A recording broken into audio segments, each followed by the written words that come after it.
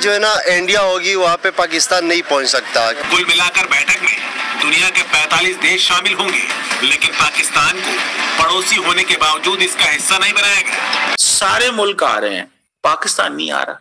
अब सवाल ये पैदा होता है कि इसका मतलब क्या है। पाकिस्तान को नहीं बुलाने का मतलब ये भी है कि इस्लामाबाद पर दुनिया को बिल्कुल भरोसा नहीं है।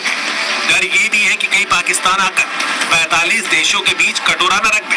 इसका मतलब ये है कि अगर ओमान की फॉरेन मिनिस्ट्री ने ये सवाल किया है कि जी हम ये कॉन्फ्रेंस कराने लगे हैं, तो क्या ओमान को पता नहीं था कि पाकिस्तान हमारा नियरेस्ट नेबर है? पाकिस्तान को उसको बुला के क्या करना है? पाकिस्तान को बुला के ओमान का नेशनल इंटरेस्ट पाकिस्तान में नहीं है। नहीं, पाकिस्तान में किसी कंट्री का इंटरेस्ट नहीं। पाकिस्तान में किसका इंटरेस्ट है? हाँ। यहाँ से मुल्क छोड़ के सारे बाहर जा रहे हैं। इंटरेस्ट किसका है यहाँ पे? मेरा और आपका इंटरेस्ट है, हमारा तो नहीं है। जय हिंद दोस्तों, एक इस्लामिक देश ने ही पाकिस्तान की भयंकर बेइज्जती कर दी है। ये मुल्क पाकिस्तान के बहुत नज़दीकी है, लेकिन इसने शहबाज को बिल्कुल भी भाव नहीं दिया है। ये देश है ओमान। खबर ये है कि ओमान में एक कॉन्फ्रेंस हो रही है जिसमें भारत शामिल है। ओमान से हजारों किलोमीटर दूर ऑस्ट्रेलिया को भी इस कॉन्फ्रेंस में बुलाया गया है, लेकिन ओमान ने अपने पड़ोसी देश पाकिस्तान को बिल्कुल भी इस लायक नहीं। पाकिस्तानी मीडिया में इस बात पर भयंकर बवाल हो गया है। तो चलिए दोस्तों, जानते हैं पाकिस्तानी मीडिया का क्या है इस बारे में कहना। देखते हैं वीडियो में आगे। तो सर, जैसे आपको पता है कि इस कॉन्फ्रेंस का होस्ट मुल्क ओमान है। आपको क्या लगता है कि क्या वजह है कि पाकिस्तान को इस कॉन्फ्रेंस में शामिल नहीं किया गया, जबकि वो भी इंडियन ओशन रीजन का एक अहम हिस्सा है? दुआ, आपने $1 मिलियन क्वेश्चन किया है। देखिए सवाल ये है कि आप कैसे इग्नोर कर सकते हैं पाकिस्तान को। एग्जैक्टली। देखिए आप ये कैसे तस्वर कर सकते हैं। आपको पता है ओमान तो पाकिस्तान का नेबर है।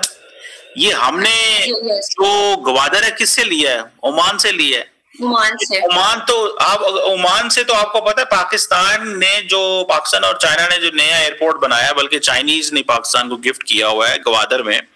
वहां पे जो ATR जहाज हैं दुआ, वो उड़ते हैं। ATR जहाज इंटरनेशनल फ्लाइट लेते हैं। मतलब इतनी थोड़ी मुसाफत है, 30-40 मिनट की आई थिंक मुसाफत है कि ATR जहाज, मतलब बड़े जहाज नहीं, 320 नहीं, 380, वो बड़े एयरबस नहीं चलती, छोटे जहाज ATR में आप पहुंच जाते हैं वहां पे।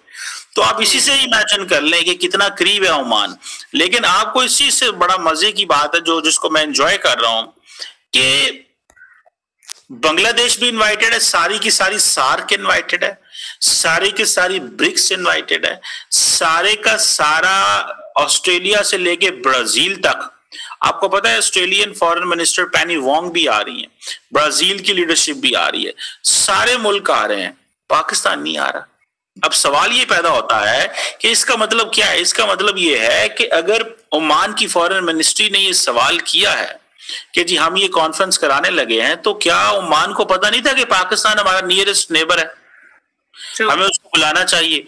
ओमान का जो विजन 2040 है, क्या ओमान का जो विजन 2040 अपने नेबर के बगैर है?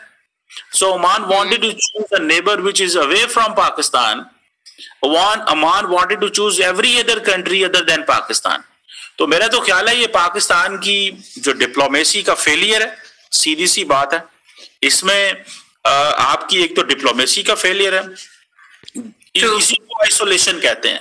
फ्रैंकली स्पीकिंग, इसी को आइसोलेशन। Exactly, सर, आप देखिए, अब आप एक कॉन्फ्रेंस कर रहे हैं, एक इंटरनेशनल कॉन्फ्रेंस कर रहे हैं जिसमें आप इतने ममालिक को बुला रहे हैं, सार्क आ रहे हैं काफी। तो आप कैसे अपने इतने क्लोज नेबर को इनवाइट नहीं कर सकते? ये तो डायरेक्ट एक आप मतलब बता रहे हैं कि आपकी डिप्लोमेसी, आपकी फॉरेन पॉलिसी सबका फेलियर है।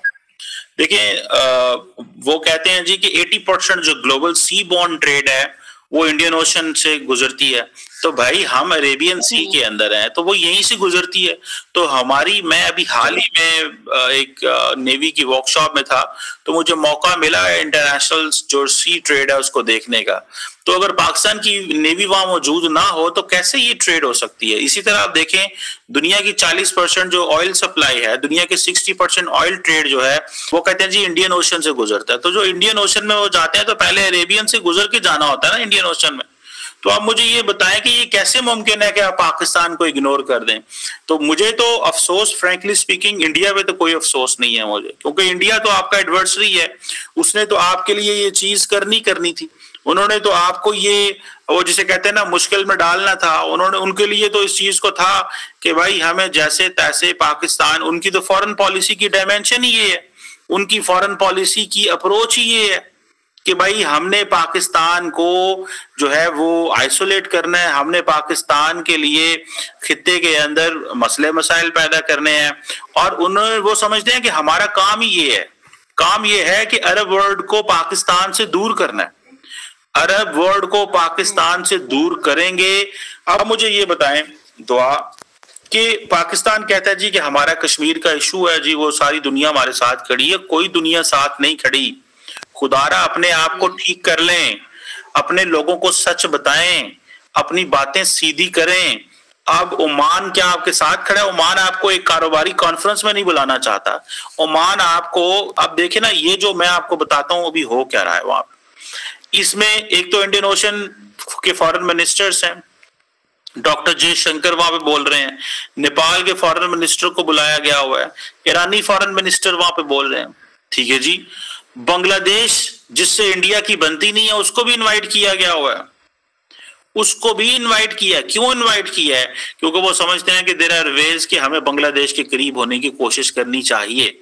तो सर यहाँ पे अगर मैं आपसे एक सवाल करूं कि आपको किस हद तक लगता है कि जो इंडिया है उसके मशवरे पर ओमान ने पाकिस्तान को दावत नहीं दी, या फिर इंडिया जो कि इस कॉन्फ्रेंस का एक अहम रुकन है ने अपनी स्ट्रैटेजिक और सियासी असर और रसूख इस्तेमाल करते हुए पाकिस्तान को शामिल होने से रोका है? देखिए दुआ, बात यह है कि ओमान जो है, ओमान का ये फैसला है कि पाकिस्तान को नहीं इनवाइट करना। और जारी बात है इंडिया ने कहा होगा कि जी हमारे वो प्रॉब्लम करते हैं, हमारे साथ वो जब बैठेंगे वो ऐसी बातें करेंगे जो ठीक नहीं होंगी, जो हमारे इंटरेस्ट के खिलाफ होंगी। ओमान ने कहा होगा ठीक है। तो सवाल ये है कि ओमान को पाकिस्तान का केस लड़ना चाहिए था। क्वेश्चन ये है कि हमारी ओमान के साथ क्या ताल्लुकात है।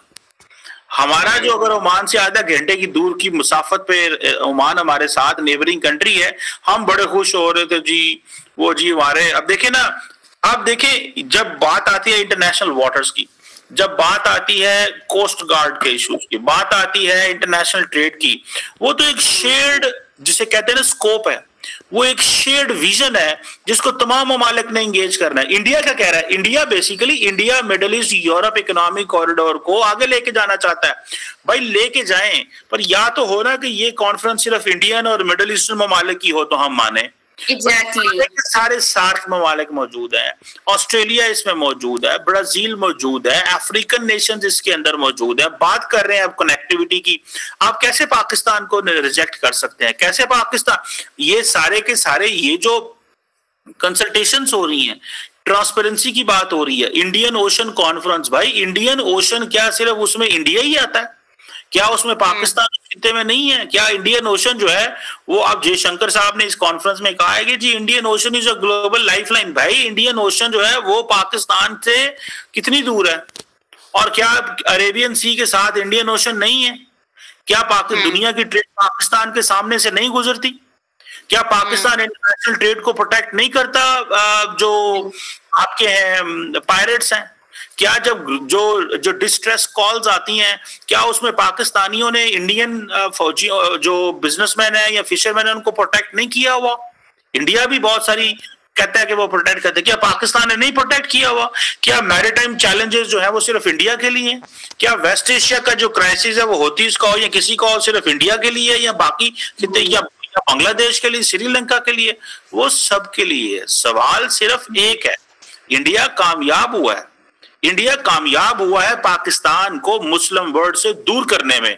देखें, बात माननी पड़ेगी, आप इस बात को माने, इंडिया कामयाब है कि पाकिस्तान को जैसे तैसे आप माइनस करें। अब देखें, हमने देखा कि ओआईसी ने फैसला कर लिया कि हम कश्मीर के हवाले से किसी किस्म की बात नहीं करेंगे इंडिया के साथ।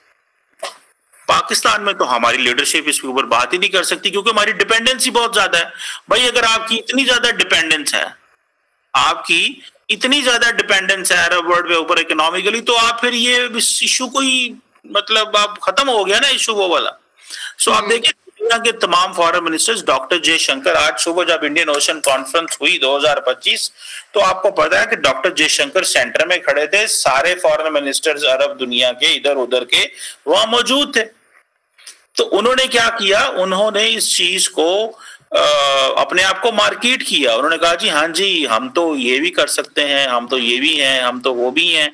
आपको पता है अभी हाल ही में जो ओमान के जो नए क्राउन प्रिंस हैं वो वहां पे थे और उन्होंने इंडिया में थे, उनको गेस्ट, वो जो स्टेट गेस्ट का खिताब दिया। तो मुझे ऐसा लगता है कि उनको पता था कि हमें ओमान से क्या काम लेना है, और मेरी ये अंडरस्टैंडिंग थी।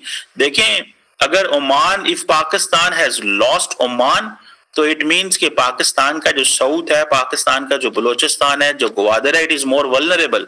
देखें आपको सारी, पहले हम ये बात कर रहे हैं कि Pakistan is vulnerable in the region because हमारे ईस्ट में नेबर है, इंडिया है, वेस्ट में अफगानिस्तान है, दोनों मुल्क होस्टाइल है।